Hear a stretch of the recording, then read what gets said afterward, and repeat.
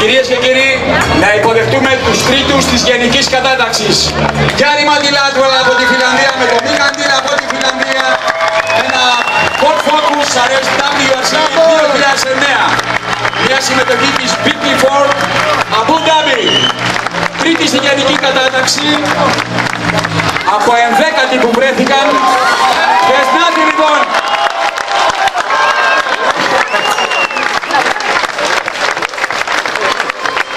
Χειροκροτήστε τους, κάναν καταπληκτικό αγώνα. Ήτανε πρώτη και δικοί σου πέσανε δέκατη και τερμάτισαν στην τρίτη θέση. Μπράβο τους.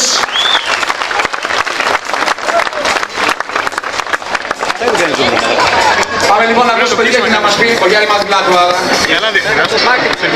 Friday night you wouldn't believe that you would be in the podium. No, I couldn't for sure not, because we were lying 11th on the road, because I did a mistake. I went off the road and losing 3.5 minutes, but it was amazing day Saturday. Well, how many things happened and we were able to climb up the third, so I'm very happy about that. How is it to recover from a mistake? No, you have to just forget what has happened. You can't change what has happened, and you have to look forward and try to rescue as much as you can. Mr. Wilson told you something specific? No, I think so. Our tactics was really working well on Saturday.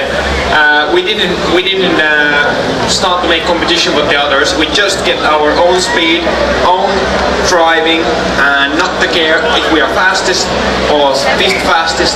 Just make sure you didn't break the tires, you didn't break the car, and that was really working well. Thank you. That's easy. Μάλιστα, να λοιπόν, χειροκροτήστε τους, Γιάννη Μαντιλάτουαλα, Μίχα Αντίλα από τη Φιλανδία, ένα Ford Focus RS WRC 09.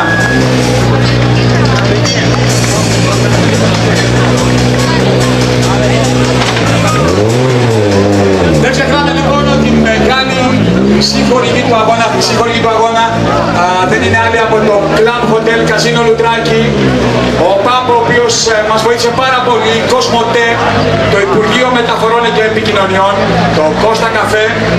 Να πούμε ένα μεγάλο ευχαριστώ στους χορηγούς επικοινωνίας, στο Nova Sport FM και στη Sport Day, την εφημερίδα, καθώς επίσης και στη ΔΕΠΑ, στη δημόσια επιχείρηση αερίου, καθώς και στην Isuzu και στους ΡΟΑΤ, είναι οι χάρτες αυτοί, καταλαβαίνετε, που έχουμε πάντα και μας βοηθούν έτσι ώστε να μην χάνουμε τον δρόμο. Λοιπόν, το 56ο λοιπόν Ράλι Ακρόπολης φτάνει στο τέλος του. Όπως ήταν ήδη προγραμματισμένο, δεν γνωρίζουμε ακόμα φυσικά τι θα γίνει.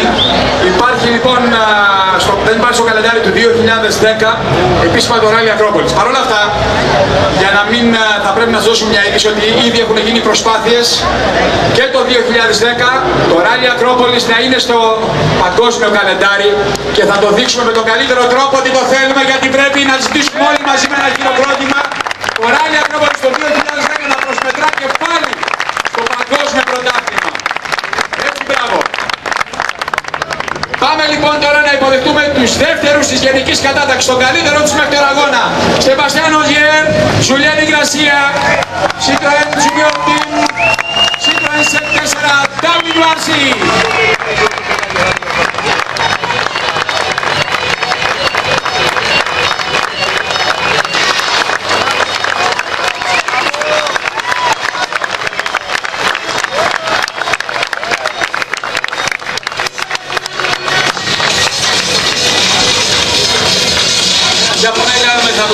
Πετρόπουλο, Σεβαστιάν Οζιέρ.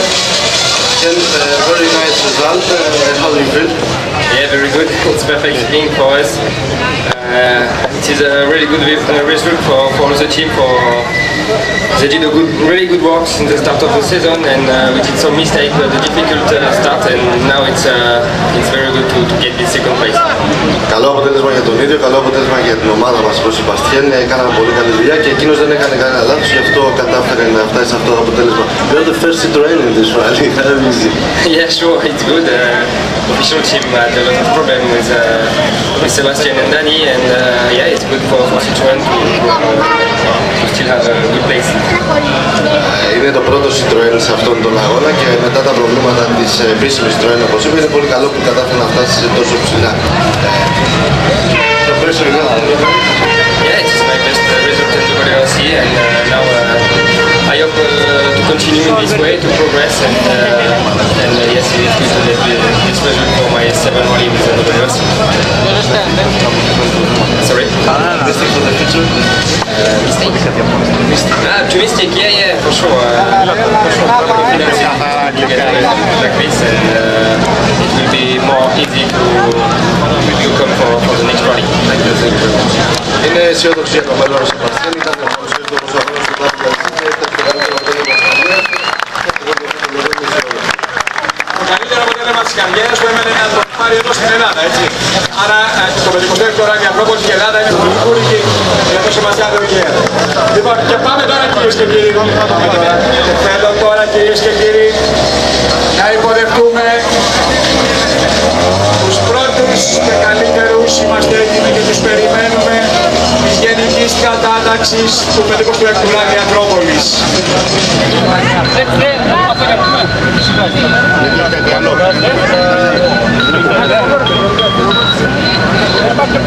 Περιμένουμε λοιπόν το πλήρωμα που τέθηκε επικεφαλής από εχθές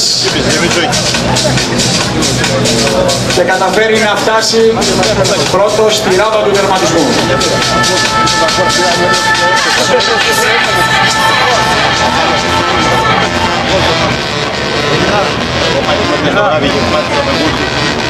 Σήμερα ήταν μια καλή μέρα για τους πρώτους γενικής.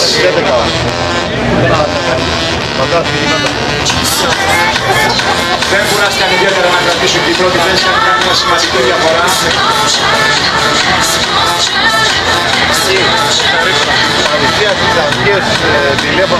Και είμαστε έτοιμοι λοιπόν να υποδεχτούμε τους πρώτους και καλύτερους, κυρίες και κύριοι, στη ράμπα τερματισμού οι νικητές του 56ου ράλι Ακρόπολης, του Υποκύρμονεν, Hermann Leclerc.